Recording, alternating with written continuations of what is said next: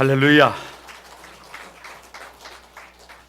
같이 한번 인사를 나누겠습니다. 주님의 은혜가 여러분에게, 옆 사람에게도 한번 주님의 은혜가 그대에게. 할렐루야. 하나님의 은혜가 여러분과 함께 하시길 바랍니다. 저를 한번 가만히 주목해 보시기 바랍니다. 어린 아이들에게 특징이 있는데요, 그것은 다 받아들인다는 것입니다. 아직 어리기 때문에 부모가 가르치는 대로, 선생님이 가르치는 대로 다 받아들입니다. 이유를 묻지 않습니다. 따지지도 않습니다. 그래서 어린 아이들의 특징이 뭐냐 그러면 받아들임입니다. 성경은 하나님의 나라가 이렇게 받아들이는 자들에게 열려 있다, 그렇게 기록하고 있습니다. 그런데 참 이상한 것은 사람이 조금만 크면, 조금만 자라면 잘 받아들이지 않는다는 거예요. 자기 고집을 부린다는 거예요. 오늘 본문 17절을 받아들이는 자의 바다를 그냥 소리 나는 대로 읽으면 바다예요. 네? 바다는 참 신묘막측합니다. 어떻게 저렇게 광대할 수 있을까? 어떻게 저렇게 엄청날 수 있을까? 말 그대로 해불양수입니다. 어떤 물이든지 사양하지 않습니다. 편견을 가지고 더럽다, 냄새가 난다, 오염됐다, 그렇게 거절하지 않습니다. 가장 낮은 곳에 있기 때문에 그냥 물은 다 받아들입니다. 그래서 태평양이 되고 대서양이 되고 인도양이 됩니다. 그 바다에는요, 우리가 알지 못하는 식수, 식량, 자원 정말 엄청납니다. 언젠가 다 자란 대구 한 마리가 알을 약 300만 개에서 900만 개의 알을 낳는다 그랬는데요, 그와 같습니다. 저 바다의 그 에너지라고 하는 것은, 자원이라고 하는 것은 끝이 없습니다. 왜냐? 받아들이기 때문에 그 엄청난 것이 있는 거예요.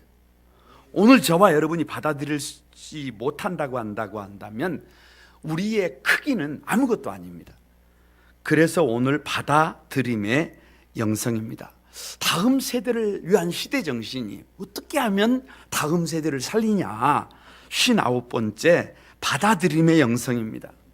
일본에 갔을 때요, 처음에 느낀 것이 뭐냐 그러면 1543년 포르투갈 상선에서 조총 2자루를 구입을 합니다. 하나는 박물관에 전시를 하고 하나는 대장장이에게 줘서 그 조총을 그대로 복제를 합니다. 카피를 합니다. 그런데 중요한 것은 그 조총을 복제한 사람이 결국은 일국 전국을 하나로 통일시켜버립니다. 무슨 말이냐? 다른 나라, 다른 기술이라도 받아들일 것은 빨리빨리 받아들이는 것이 우리가 사는 길이다, 그 말이에요. 그것뿐만이 아닙니다. 하나님의 나라는 서로 받아줘야 합니다. 그래야 천국이 만들어져요. 서로를 향해서 서로를 긍정하고 좋습니다, 이렇게 인정해줘야 해요. 할렐루야. 그런데 사실 그게 잘 안 되잖아요. 가까이 있는 가족들부터 그게 잘 안 돼요. 그러니까 항상 미안합니다, 그렇게 하지 못해서, 이렇게 인정하며 살아야 합니다. 그런데도 불구하고 나 같은 사람을 받아주고 같이 살아주니까 얼마나 고마워요. 그러니까 늘 고맙습니다. 그래서 우리에게 남은 미션이 있다고 한다면, 과제가 있다고 한다면 뭐밖에 없느냐? 사랑하며 사는 것밖에 없어요. 할렐루야. 그렇게 서로 사랑으로 받아줄 때 거기에 하나님의 나라가 임한다. 그래서 오늘 키워드가 뭐냐? 받아들임이에요. 중요한 것이 뭐냐? 첫 번째, 부모들입니다. 오늘 15절에 사람들이 예수께서 만져주심을 바라고 자기 어린 아기를 데리고 오매 제자들이 보고 꾸짖건을 이렇게 기록하고 있어요. 왜 아이의 부모들이 아이를 데리고 예수님께로 나왔을까? 이건 자명한 일이에요. 우리 아이들을 예수님께서 안수해 주기를 바라는 거예요. 예수님께서 우리 아이들을 축복해 주기를 바라는 거예요. 그게 부모의 마음이잖아요. 나는 조금 못 살아도 나는 조금 험하게 살아도, 나는 좀 어렵게 해도, 어렵게 살았어도 우리 자식들만큼은 좀 바르게 한번 세워보고 싶은 것이 우리 부모들의 마음이란 말이에요. 그래서 부모가 중요합니다. 하나님은요, 자녀들에게 생명을 주셨는데 누구를 통해서 주시느냐? 부모를 통해서 주십니다. 아무리 여러분이 잘났어도요, 아무리 여러분이 대단하게 느껴도요, 부모님들이 도우심이 없었다면 여러분은 세상에 태어날 수 없어요. 세상에 스스로 태어난 사람은 아무도 없습니다. 어머니의 자궁 속에서 10개월 동안 어머니와 피와 양분을 받아 먹어야 합니다. 그리고 아버지의 유전자를 받아들여야 해요. 그래서 생명은요, 가만히 생각해 보면 내 것이 아니에요. 오늘 저와 여러분이 있기까지, 어린 아이들이 있기까지요, 이 부모님들의 그 영향은 가히 절대적입니다. 여러분 한번 생각을 해보세요. 중요하다고 하는 것은요, 학교에서 배운 게 아니에요. 정말 중요한 것은 다 어디서 배워지느냐? 가정에서 배웁니다. 밥 먹는 것 어디에서 배워요? 여러분, 걷는 것은 누가 가르쳐줘요?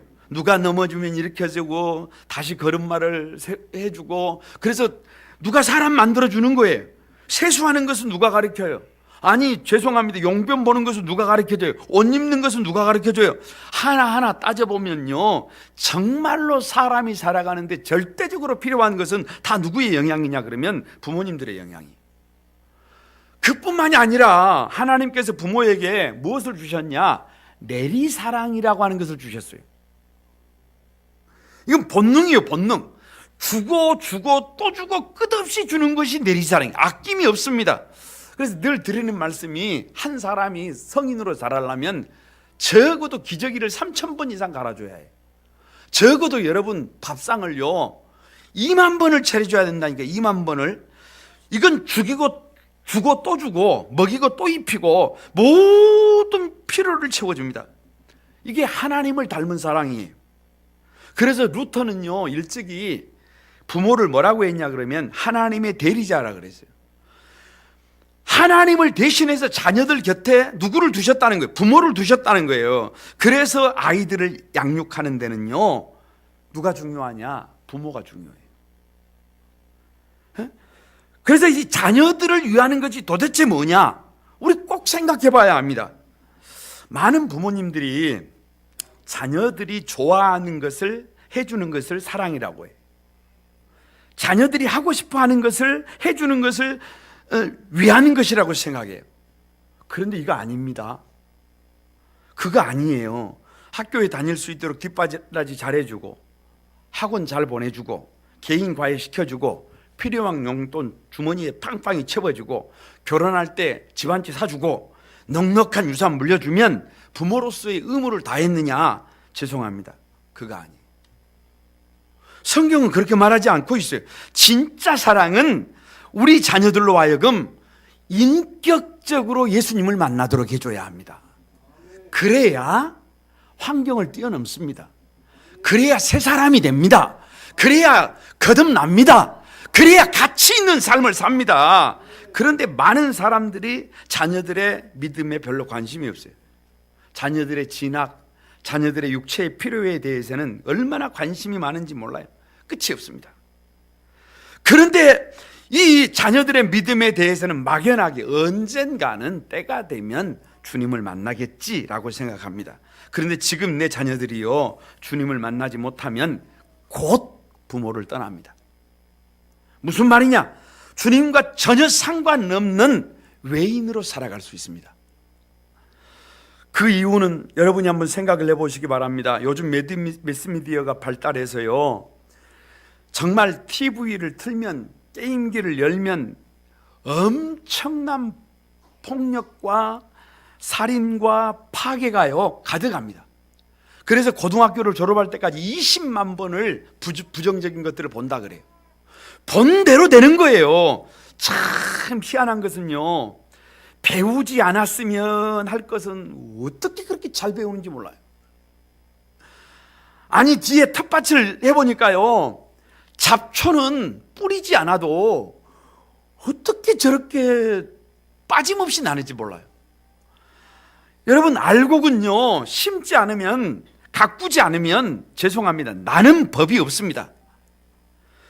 좋은 것, 해가 되는 것, 여러분 어떻게 보면요, 좋지 않은 것, 해가 되는 것은요, 우리 아이들이요, 가르치지 않아도 걱정 안 해도 되고 잘 배웁니다. 그런데 정말로 배워야 할 것, 가르치지 않으면 배우기가 힘든 것, 그런 것은요, 가르치지 않으면 영원히 배울 수가 없어요. 그렇기 때문에 지금 곁에 있는 동안에, 부모 곁에 있는 동안에 자녀들을 바르게 양육해야 합니다. 내 자녀로 하여금 어떻게 주님을 만나게 할 수 있는가? 여러분, 방법이 없어요. 부모가 징검다리가 돼줘야 해요. 부모가 자녀들의 영혼에 관심을 가져야 해요. 구세군의 창시자 윌리엄 부스의 어머니 캐데린 여사는요, 8남매를 아주 신앙적으로 잘 키운 분으로 유명합니다. 사람들이 와서 물어봤어요. 우리는 한두 명의 아이도 키우기가 힘드는데 어떻게 8명이나 저렇게 정말로 아름답게 자녀들을 키우셨습니까? 라고 물어보니까, 비결을 좀 가르쳐 달라고 하니까 그 캐데린 여사가 하는 말이 이렇게 얘기했습니다. 다른 거 없습니다. 마귀보다 한 발 앞서서 손을 쓴 것밖에 없습니다. 간단하잖아요. 다시 말하면 아이가 성장하면서 나쁜 습관을 배우기 전에 하나님의 말씀을 배우겠다는 거예요. 나쁜 것에 오염되기 전에, 사단의 지혜에 빠지기 전에 먼저 가르쳤다는 거예요. 여러분, 어린 아이들은 순백이의 도화지 같아요. 여러분, 거기에 무엇을 먼저 그리느냐에 따라서요, 아이들이 달라져요. 그런데 다른 것으로 이미 그려져 버렸는데 그 위에 아무리 믿음을 그리려고 해도 여러분, 답이 잘 나오지 않습니다. 마귀의 교육 영향권 안에 들어있는, 한번 가버리면요, 거기서 빠져나온다는 것이 너무나 많은 대가를 지불해야 합니다. 그래서 신앙교육은 저절로 알아서 때가 되면 자기가 알아서 할 때까지 그냥 방임에 두는 것이 아니라요, 어리면 어릴수록. 그래서 신앙교육은 누가 중요하다는 거예요? 부모가 중요하다는 거예요. 거룩방구 만소망의 가족 여러분, 이런 말이 있습니다. 자녀는 부모의 거울이다, 이렇게 말합니다. 어쩔 수 없어요. 자녀들의 모습을 통해서, 우리 아이들의 모습을 통해서 누구를 보는 거예요? 아, 내가 지금 저렇게 살고 있구나 라고 그때서야 자기를 보는 거예요. 자기를 보는 것입니다. 부모의 DNA가요, 자녀들에게요, 그대로 복제되어 나타납니다. 이건 어쩔 수가 없어요. 부모가 가르친 대로 자녀는 받아들입니다. 부모가 아무리 말을 해도 자녀들은요, 부모의 말보다 부모의 DNA를, 부모의 삶을 그대로 카피합니다. 그러기에 부모가 바르게 세워지지 않으면 자녀들의 미래는 여러분 장담할 수가 없어요. 그렇기 때문에 부모가 먼저 구별된 삶을 살아야 하고, 부모가 먼저 모범이 되어줘야 합니다. 오늘 여러분, 하나님 앞에서 우리 모두가 다 하나님 정말로 신앙의 모범이 되는 좋은 부모, 정말 어린 자녀들을 예수님께 데리고 나오는 부모, 믿음의 징검다리가 되는 부모들이 되게 해달라고, 여러분 그런 마음으로 기도하는 저와 여러분이 되기를 바랍니다. 두 번째 중요한 것이 뭐냐 그러면요, 여러분 나 자신입니다. 15절 하반절에서부터 16절을 보면 이렇게 기록하고 있습니다. 제자들이 보고 꾸짖건을 예수께서 그 어린아이들을 불러 가까이 하시고 이르시되, 어린아이들이 내게 오는 것을 용납하고 금하지 말라. 하나님의 나라가 이런 자의 것이니라. 이렇게 기록하고 있습니다. 이런 생각을 해봤어요. 왜 바다냐? 그것도 절미하고 말씀드린 것처럼 해불양수예요. 바다는 가장 낮은 곳에 있어요. 다 받아들이는 거예요. 만약에 바다가 저 하늘에 있다고 생각해 보세요. 거기가 받아들일 수 있겠어요? 그건 더 이상 바다가 아닙니다. 바다가 다 받아들일 수 있는 것은 가장 낮은 곳에 있기 때문에 다 받아들일 수 있는 거예요. 그런데 아무리 부모가 가르쳐 보려고 해도, 아무리 스승이 가르쳐 보려고 해도 자기 자신이 저 하늘 위에 높아져 있다고 한다면, 저 산꼭대기에 높아져 있다고 한다면, 자기 기준으로 더럽다, 냄새난다 그러고 있다고 한다면 더 이상 바다가 될 수 없어요. 그래서 여러분 본문을 가만히 읽으면서요, 이런 생각을 했어요. 제자들이 왜 부모들을 꾸짖었을까? 아니, 부모들이 자기 자식들을 예수님께 데리고 오는데 제자들이 그 부모들을 꾸짖는단 말이에요. 왜요? 제자들이 보니까 예수님이 지금 피곤해요. 식사할 겨를도 없이 예수님께서 지금 일이 많아요. 그런데 어린 아이들을 데리고 오는데 이게 방해가 되는 것 같아요. 제자들이 볼 때 이것은 방해거리, 장애물이에요. 아니, 하나님의 말씀을 듣기에는요, 이 어린 아이들은 너무 어려요. 누가 들어야지? 어른들은 들어야지. 그래서 꾸짖은 것입니다. 이것은 다른 말로 하면 제자들의 생각이 너무 커요. 저와 여러분이 오늘 이 시대를 살아가면서 내 생각이 이렇게 커지면 별로 방법이 없습니다. 여러분, 내 생각이 커지면, 내 기준이 커지면요, 더 이상요, 우리는 바다가 아니에요. 내가 낮아져야 해요. 내가 겸손해져야 합니다. 거기다가 제자들이 본문을 읽으면서 이런 생각을 했어요. 이 제자들이 자기 자식들이 이렇게 나온 것을 보고 막 꾸짖었을까? 조금 미안하지만 그게 아니에요. 다른 아이들, 다른 부모들이 어린 아이들을 데리고 나오니까 이걸 꾸짖는 거예요. 여러분 한번 생각해 보세요. 내 것이면 잘하고 다른 사람들의 것이면 대충 하고, 내 사업장이면 정말로 열심히 일하고 그냥 돈 받으면 시간 때우고. 여러분, 이것은요 상당히 이기적인 것입니다. 그 안에는 뭐가 또아리를 틀고 있느냐 그러면 탐욕이라고 하는 게 또아리를 틀고 있어요. 여러분, 어찌 보면 우리 안에 이 제자들의 마음속에 지금 탐욕이 가득해서 뭐를 하고 있느냐, 나누고 있는 거예요. 이게 누구 거냐는 거예요. 만약에 우리 교회가요, 우리 교회에 있는 다음 세대들이 아이고 내 자식이 아니다 이렇게 생각하면 아이들이 하는 모든 것이 부정적으로 보일 수 있어요. 우리 교회 안에 있는 성도들이 내 형제가 아니다, 이렇게, 우리 가족이 아니다 이렇게 되면은요 이게 문제가 돼요.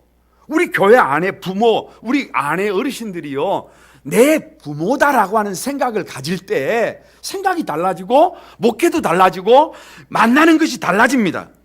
교회 안에도요, 교회 안에도 이 교회의 진짜 주인공이 누구냐? 여기에 정말 맑고 깨끗한 주님의 마음으로 볼 때 비로소 약한 이들, 도움이 필요한 사람들, 그런 사람들이 교회의 주인이 되는 거예요. 그런데 거기에 탐욕이 들어가면 누가 주인이 되느냐 그러면 그런 사람들이 주인이 아니라 힘 있는 사람들이 주인이 됩니다. 그러면 약한 사람들이 설 자리가 없어요. 그러면 어린 아이들이 설 자리가 없어요. 그러면 믿는다고 하면서 저와 여러분이 이 시대의 암적인 존재가 될 수밖에 없습니다. 나아가 제자들이 제가 볼 때요, 왜 이렇게 부모들을 꾸짖고 있느냐 그러면 믿음이 없어요. 하나님께서 일찍이 사무엘을 이새의 집에 보냅니다. 그래서 하시는 말씀이 내가 이새의 아들 중에서 한 왕을 보았노라 그래요. 그래서 막상 이새의 집에 가가지고 아무리 봐도 왕이 안 보여요. 부모의 눈에도 왕이 안 보여요. 여러분, 우리 교회의 어린 아이들 중에요 주님이 말씀하세요. 한 왕을 보았노라. 그러니까 그것을 보려면 믿음이 있어야 해요. 믿음이 있어야 어린 아이들도 하나님 앞에 소중한 한 영혼이라고 하는 것, 할렐루야, 이 어린 아이들에게 우리의 미래가 있다는 것, 여러분 이 아이들을 세우는 도구가 저와 여러분이 되어져야 한다는 그 믿음이 있어야 그들을 품을 수가 있는데 제자들에게 이 믿음이 없어요. 그래서 꾸짖고 있는 것입니다. 이것이 혹 저와 여러분의 모습은 아닙니까? 내가 바르게 세워져야 하는데 내 생각이 잘못되어 있어요. 내가 기준이 잘못되어 있어요. 내 믿음이 잘못되어져 있어요. 그래서 다른 사람들을 꾸짖고 어린 아이들이 예수님께 나오는 것을 막고 있어요. 여러분, 이것은요 보이지는 않지만 전쟁이에요. 이것은요 나의 겉사람과의 영적 전쟁입니다. 전면전입니다. 모세가 이스라엘 백성들의 출애굽을 바로에게 요구합니다. 근데 처음에는 바로가 무시해요. 그런데 재앙이 한 번, 두 번, 세 번, 네 번 계속됩니다. 8번째가 됐어요. 메뚜기 재앙이 맞아 출애굽기 10장 11절에 보면 바로가 뭐라 그러냐 그러면 너희 장정들만 가서 하나님께 예배하라 그래요. 누구는 그냥 내두고 어린 자녀들은 가만히 두고 어른들만 가서 예배하라는 거예요. 저는 그 본문을 대하면서 이런 생각을 했어요. 아니 장정들이 다 빠져나가 버리면, 일할 사람들이 빠져나가 버리면 애굽의 경제가 붕괴될 것인데 어떻게 바로는 아이들은 두고 장정들은 나가라고 하느냐. 이것은 이스라엘 백성들을 위해 주는 것처럼 보여요. 대단한 것처럼 보여요. 그런데요, 바로는요 우리 사람의 속성을 너무 잘 알고 있는 거예요. 저와 여러분을 너무 잘 알고 바로는 자신감이 있는 거예요. 부모들의 마음이 자식에게 있기 때문에 부모들은 자식을 두고는 결코 출애굽을 할 수가 없습니다. 자식들을 애굽에 두고는요, 자식들이 구별되지 않고서는요, 부모는요 결국에는 자식들이 있는 곳으로 그 마음이 돌아가 버리고 맙니다. 이것은 이스라엘 백성들을 생각해 주는 것 같지만 바로가 이미 이스라엘 백성들의 마음을 꿰뚫고 농락하는 거예요. 아니, 이것은 사단의 달콤한 유혹입니다. 대학의 교수로 있는 목사님이요, 저 산티아고, 저 스페인에 있는 그 순례의 길을, 방학을 맞이한 두 아들을 손을 잡고 이렇게 가면서 사진을 찍어가지고 올리고 그러면서 거기다 밑에다가 글을 이렇게 써놨어요. 뭐라고 써놨느냐? 내가 하고 싶은 말을 하면 관계가 깨어지고, 다른 사람이 내가 하고 싶은 말을 계속하면 다른 사람이 상처를 받고, 내가 하고 싶은 말을 계속하면 그것이 잔소리가 되고, 내가 하고 싶은 말을 계속하면 관계가 병이 든 것을 나는 안다. 이렇게 써놨어요. 그러면서 지금까지 나는 이것을 잘 알고 있으면서도 하고 싶은 말만을 계속했다 라고 하면서 그것을 반성한다 라고 하면서 오늘은 두 아들의 손을 잡고 이렇게 말했다. 잘한다, 좋다, 최고다, 지금 이대로 충분히 좋다, 너희는 우리 가정의 태양이다 라고 해줬다는 거예요.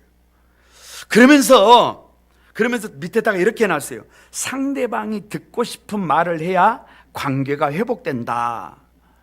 그러면서 막 목소리를 높이는 거예요. 그렇게 하라는 거예요. 그런데 그 말씀을 가만히 그 이야기를 들으면서 이런저런 생각이 참 많이 들어요. 왜냐? 현실적으로 우리 자녀들이 작년 12월 말에요, 방학을 했어요. 이제 곧 방학이 끝나고 3월 초가 되면 개학을 합니다. 우리 자녀들 지난 방학 어떻게 보내셨어요? 정말 열심히 노력하는 친구들은요, 정말 저렇게 살아야 되나?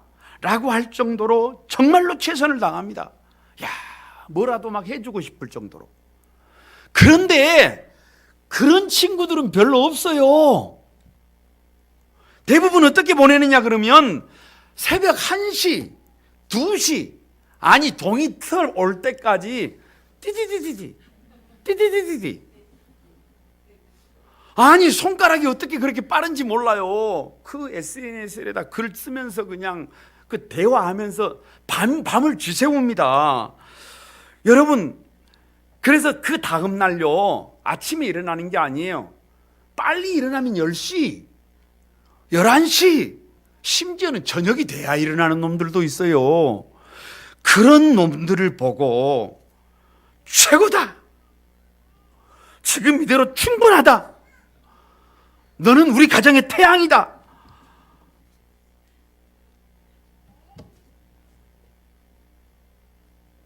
아니 여러분 한번 생각을 해보시기 바랍니다. 정말로 그 자녀를 사랑한다고 한다면, 그래 밤늦도록 네가 좋아한다면 게임하고 싶은 대로 해라, 챗하고 싶은 대로 해라. 여러분, 그럴 부모가 어디가 있어요? 사단은 너만 잘해도 된다, 자녀들은 자기들의 몫이다 라고 그렇게 말해요. 이거 꽤 논리적입니다. 이것은 사단이요, 우리를 깔보고 있는 거예요. 이것은 사단이 우리를 농락하고 있는 것입니다. 아이들이 예수님을 영접하고 바르게 신앙 교육을 받고 그들이 훈련되면 이 어린 아이들의 영향력이라고 하는 것이요, 가늠이 안 돼요. 어디까지 자라날지. 이 어린 아이들의 능력이라고 하는 것이요, 얼마나 대단한지요, 정말 신면막측합니다. 어린 아이들을 데리고 한번 해보세요. 그러면 저들이 여러분 받아들일 수 있는 능력이요, 정말 광활합니다. 광활해. 이건 정말 놀랄 일입니다. 그런데 사단은 뭐라고 하느냐? 니만 잘하는, 니만 잘해. 자녀들은 자녀들의 몫이니까 니만 잘하라는 거예요. 그러면서 부모들 중에 아이들에게 어릴 적부터 신앙을 주입시킬 필요가 있느냐? 내 자식들은 자유분방하게 키우고 싶다. 참 언뜻 듣기에는 개방적입니다. 아주 태도가 좋습니다. 생각이 트인 사람처럼 보일지 모릅니다. 그런데요, 이건 정말로 위험한 발상입니다. 여러분, 정원에요, 좋은 과실수를 심었어요. 그래서 나무가 잘 자랍니다. 그냥 손 대지 않아도, 가지치기를 해주지 않아도 좋은 나무가 되겠지, 좋은 열매가 열리겠지 착각입니다. 여러분, 가을이 되면은요, 지금 겨울이잖아요. 그러면 전지 가위를 들고 내려가서요, 나무의 잘못된 가지를 과감하게 잘라버려요. 싹둑싹둑 잘라야 해요. 그래야 나무가 만들어지고요, 그래야 내년에요, 올 봄에요, 과일다운 과일이 열리는 거예요. 그냥 나무가 자라는 대로, 그냥 나무가 하고 싶은 대로 내버려 두면 조잡한 나무가 됩니다. 죄송하지만 상품성이 떨어진 과실이 맺는다 그 말이에요. 그래서 사탄의 전략이 뭐냐? 아이들을 데리고 오지 않아도 괜찮다. 아이들이 하고 싶은 대로 내도로 돌아. 그쯤은 좋은 거야. 그 정도 나쁜 짓은 다 하고 살아. 그 정도 거짓말, 그 정도 일탈, 그 정도 부더덕, 괜찮다 그래요. 다 괜찮다 그래요. 때 되면 다 고쳐진다 그래요. 여러분, 그거 사탕 발림이에요. 사탄의 유혹입니다. 그래서 예수님께서 16절에 그 어린 아이들을 불러 가까이 이르시되 아이들이 내게 오는 것을 용납하고 금하지 말라. 무슨 말이에요? 가까이 오게 하라는 거예요. 가까이 와서 말씀을 듣게 하라는 거예요. 왜요? 어렸을 때 신앙교육의 중요성을 주님이 알고 계시는 것입니다. 그것이 자녀들을 세우는 비결임을 알고 있기 때문입니다. 시키기만 하면 이 어린 아이들이요, 받아들인다니까요. 그래서 주님이 말씀하십니다. 가까이 오게 하고 금하지 말라. 하나님의 나라는 이런 어린 아이들과 같이 받아들이는 자들의 것이다.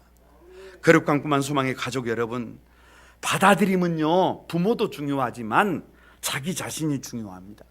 내가 바다처럼 가장 낮은 곳에 낮아지면 받아집니다. 그런데 내 생각이, 내 기준이, 내 욕심이 커져 있으면 이 하나님의 나라를 받을 수가 없어요.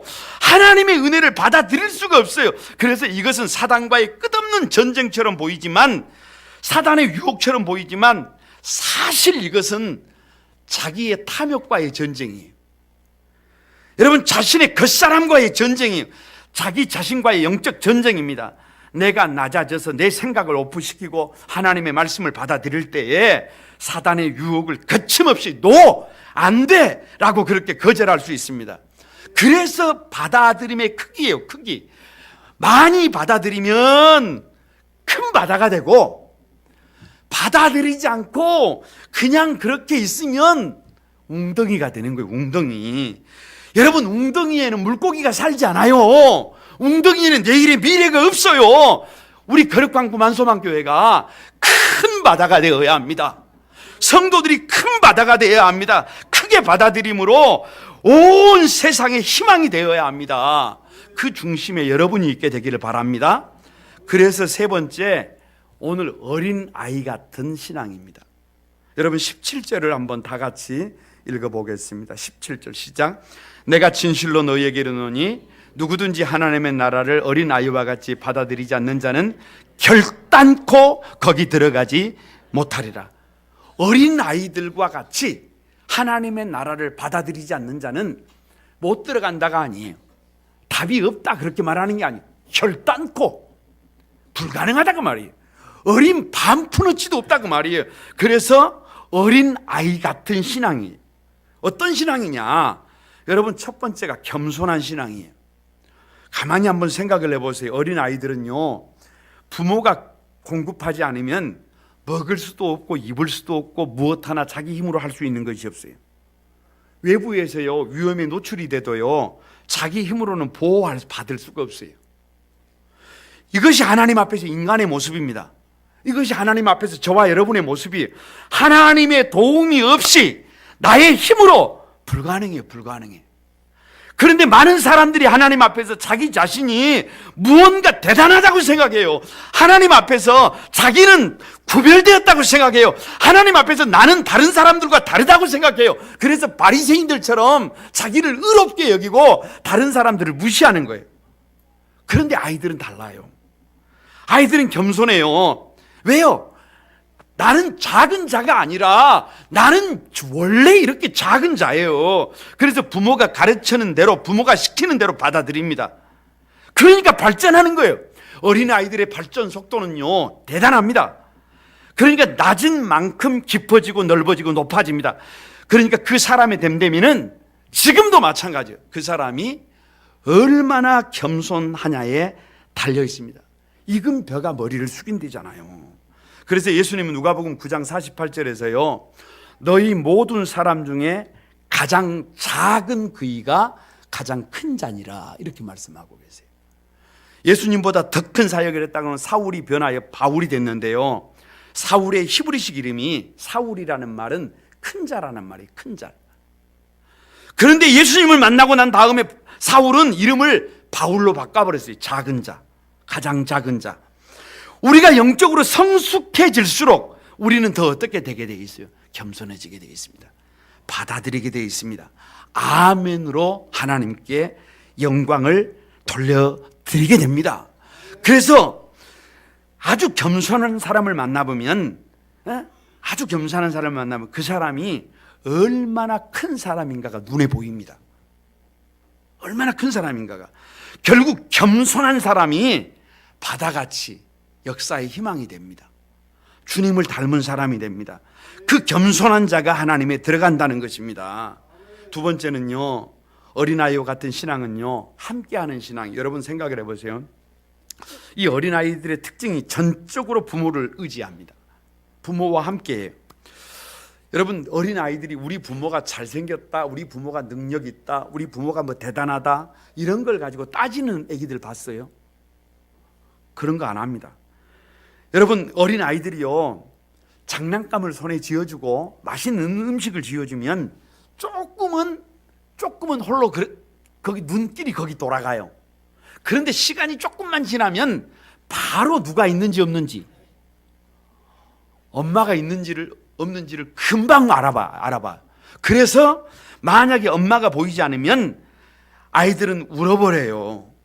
무슨 말이에요? 엄마가 있어야 한다. 엄마와 함께 해야 된다는 거예요. 그래서 여기에 받아들임이라고 하는 말을요, 여기에 받아들임이라는 말을 여러분 가만히 좀 들어보세요. 영어로 but I dream.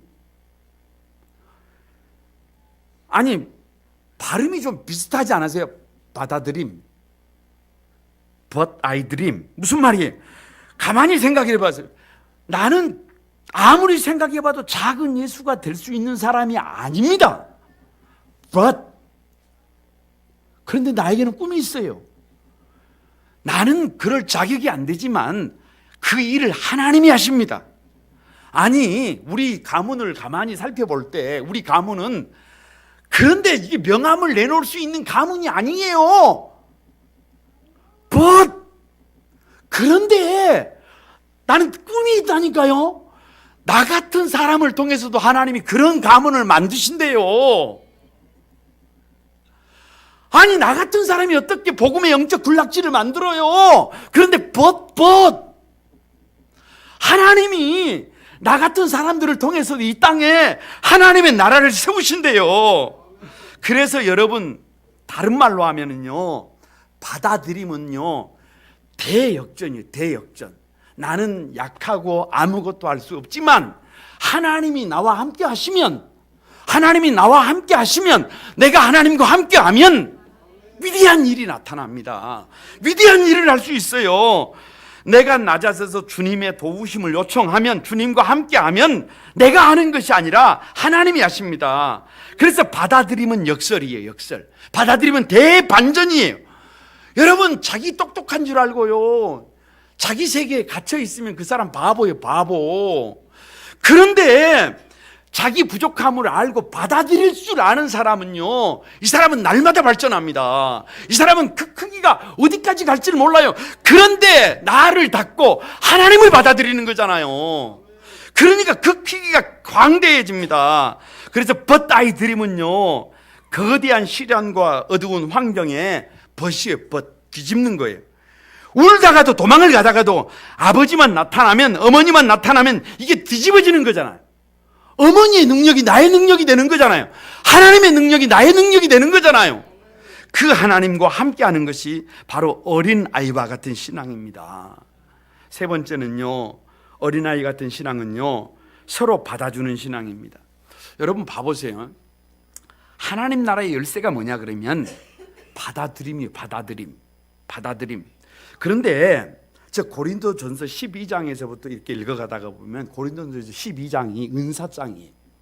그런데 그 성령의 은사장인데 13장에 넘어가면 사랑장이라 그래요. 그러니까 성령님이 임하면, 성령님이 내게 임하면, 성령의 은혜가 내게 임하면 내가 어저께까지만 해도 저 사람하고는 손을 잡을 수가 없어요. 왜? 더러워요. 저 사람은 함께 하기가 싫었어요. 그런데 성령의 은혜가 임하면 그 사람 손이 잡아진다니까요. 사랑할 수 없는 사람이 사랑할 수 있게 된다니까요. 여러분, 우리가 세상을 살아오면서요, 가만히 한번 살펴보세요. 하나님이 위하라고 가정을 세웠어요. 남편이 있고 아내가 있고 자식들이 있어요. 부모가 있어요. 그런데 진짜 상처는 누가 주느냐 그러면 저 밖에 있는 사람들이 아니라 안에 있는 사람들이 줘요. 그래서 세상을 살다가 보니까 이 명절을 지내기 왔지만 모르기는 몰라도 우리 가운데도 명절이 썩 그렇게 달갑지 않는 분들이 많을 거예요. 왜냐? 가족들이 모이면 이게 시끄러워요. 왜? 지난 세월 그만큼 아픔이 많고 상처가 많고 눈물이 많았다는 거예요. 그런데 그것이 인생인 걸, 성령님이 오신 이유는 그런 아픈 마음, 상처난 마음을 깨뜨려서 서로를 받아들이라는 거예요. 그래서 여러분, 서로를 받아들이면, 서로를 받아들이고 서로 사랑할 수 없는 사람들을 사랑하는 그 자리가 바로 어디가 된다는 거예요? 작은 천국이 된다는 거예요. 그러게 교회와 일치와 연합은요, 이건 인간의 작품이 아니라 하나님의 작품이에요. 여러분, 저를 보세요. 이 눈은 눈을 위한 게 아니에요.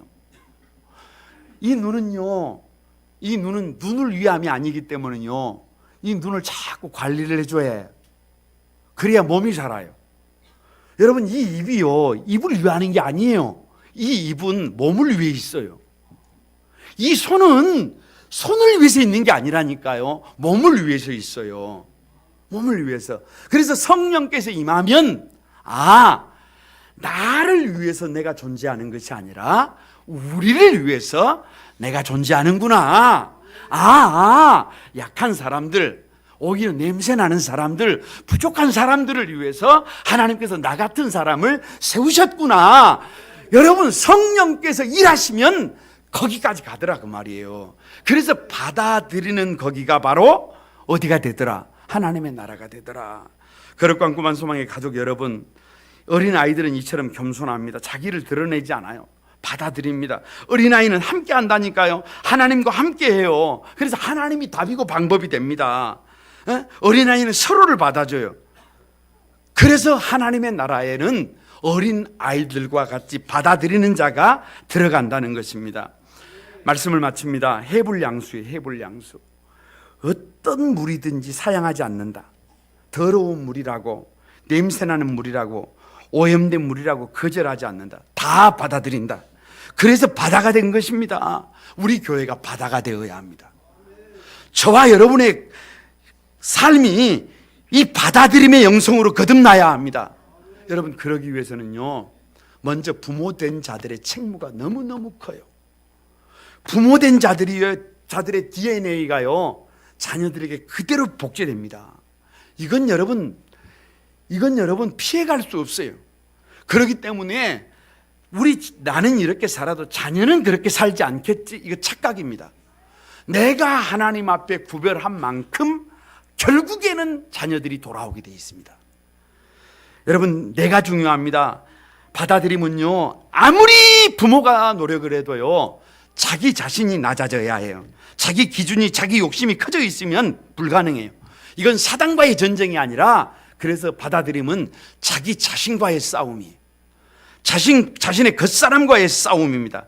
그래서 어린 아이와 같아져야 합니다. 우리 거룩한 구만소망교회가 그렇게 어린 아이들처럼 낮아져서 정말로 받아들임의 영성으로 바다 같은 주님의 그 큰 사랑을 가득 품은 주님의 몸된 교회가 되기를 바랍니다. 여러분이 되시기를 바랍니다. 그래서 하나님의 도구로 쓰임받는 우리 모두가 되기를 주님의 이름으로 축복합니다. 여러분, 우리 같이 한번 오늘 찬양하도록 하겠습니다. 그 사랑, 이 찬양 들으면서 같이 한번 기도하겠습니다.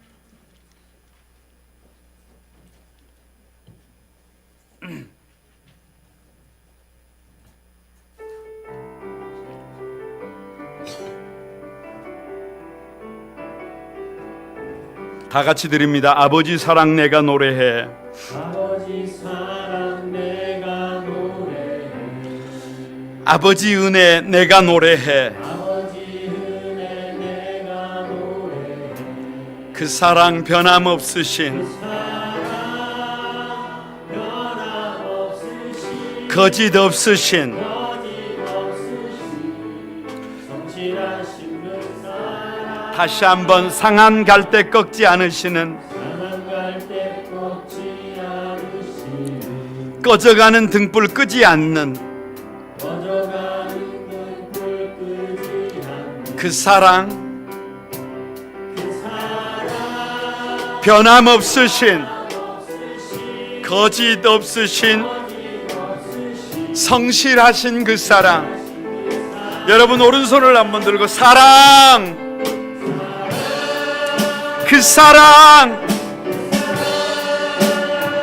날 위해 죽으신, 날 위해 다시 사신 예수 그리스도, 다시 오실 그 사랑. 죽음도 생명도 천사도 하늘의 어떤 권세도 끊을 수 없는 영원한 그 사랑. 여러분, 두 손 들고 사랑 같이 한번 외칩니다. 날 위해 죽으신, 날 위해 다시 사신 예수 그리스도, 다시 오실 그 사랑. 죽음도 생명도 천사도 하늘의 어떤 권세도 끊을 수 없는 영원한 그 사랑. 예수. 계속 한번 반주하겠습니다. 우리 여러분 같이 한번 기도하겠습니다. 저와 여러분이 바다처럼 낮아져서 받아들이는 영성으로 새로워져야 하는데도 불구하고 내가 너무 커져서 더 이상 받아들이려고 하지 않습니다. 내 기준이, 내 믿음이, 내 주관이 너무 확실해서 더 이상 따지는 것이 너무 많습니다. 편견이 너무 많습니다. 하나님, 그래서는 내가 성장할 수 없습니다. 그래서는 내가 저 하늘을 품을 수 없습니다. 그래서는 내가 주님의 도구가 될 수 없습니다. 이제는 바다처럼 낮아지게 해주소서. 하나님과 함께하게 해주소서. 그래서 어린아이의 영성으로 받아들일 수 있는 믿음 주소서. 이 일에 부모들이 중요합니다. 아무리 강조해도 지나치지 않습니다. 이 일은 내 자신이 중요합니다. 하나님, 우리가 다 받아들임의 영성으로 하늘의 그 큰 사랑을 받아들이고, 그래서 이 땅에 하나님의 나라를 세워가는 하나님의 도구 되게 해달라고, 하나님 그 아름다운 삶의 주인공들이 되게 해달라고, 다 같이 한번 주여 삼창하고 같이 한번 합심해서 기도하겠습니다. 다 같이 기도합니다. 주의 거룩하신 아버지 하나님, 감사합니다. 감사합니다. 하나님, 그 큰 사랑 앞에서, 그 큰 사랑 앞에서, 하나님 그 큰 사랑에 하나님 녹아졌던 내가 시간이 지나면서 내 자아가 커지고 내 기준이 커지고 내 아버지 삶이 기고만장해져서 아버지 주님의 그 큰 사랑을 하나님 받아들이지 못하고, 아버지 하나님 내 생각대로 내 아버지 좁은 시각에 갇혀서 아버지 살아가고 있는 어리석은 나를 이 아버지 봅니다. 하나님 아버지, 우리 거룩한 꿈 한소망 교회가 여기에서 벗어나게 하여 주소서. 여기서 나오게 하여 주소서. 가장 낮은 곳에 아버지, 가장 낮은 교회가 되게 도와주셔서 하나님 그 큰 사랑을 받아들이게 도와주시고, 아버지 하나님의 나라를 이와 같이 받아들이는 어린아이와 같은 믿음으로 다시 한번 일어설 수 있도록 하나님 은혜를 더해 주옵소서. 하나님 자비를 더해 주옵소서. 거룩하신 주님, 감사합니다. 얼마나 많이 부족한지 아시지요? 얼마나 많이 모자란지 아시지요? 그럼에도 불구하고 그것을 잊어버리고 내가 교만해져서, 내가 커져서, 나의 법이, 내 기준이 살아있어서 하나님을 받아들이지 못했습니다. 하나님의 말씀을 받아들이지 못했습니다. 사랑하는 아버지 사람들을 받아들이지 못했습니다. 그런 우리를 불쌍히 여겨 주옵소서. 우리 거룩한 구만 소망교회가 이제는 저 바다처럼 가장 낮은 교회가 되게 하여 주소서. 우리 한소망에 사랑하는 성도들이 예수님의 그 바다 같은 사랑을 덧입어서 낮아지고 또 낮아지게 하여 주옵소서. 하나님 외에는, 하나님 없이는 답이 없습니다 라고 고백하며, 하나님 아버지 그렇게 하늘의 그 큰 사랑을 받아들이게 도와주시고, 하나님 그래서 그 큰 사랑으로 삶의 자리의 문제들을 이기고 어떤 장애물도 넘어서 이 땅에 하나님의 나라를 확장시켜 나가는 하나님의 도구 되게 하여 주옵소서. 이 시간 우리 사랑하는 성도들을 한 사람 한 사람 만져주시고, 성령 하나님 저들을 사로잡아 주셔서 나사렛 예수 그리스도 이름으로 그 바다 같은 주님의 사랑이 흘러 들어가게 하여 주옵소서. 그 은혜가 저들을 치료하게 하시고 그 사랑이 저들을 다시 한번 일어나게 하여 주옵소서. 예수님의 이름으로 기도드리옵나이다. 아멘.